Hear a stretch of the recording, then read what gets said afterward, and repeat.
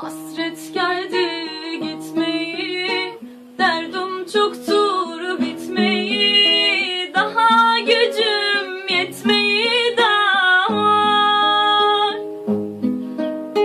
Hasret geldi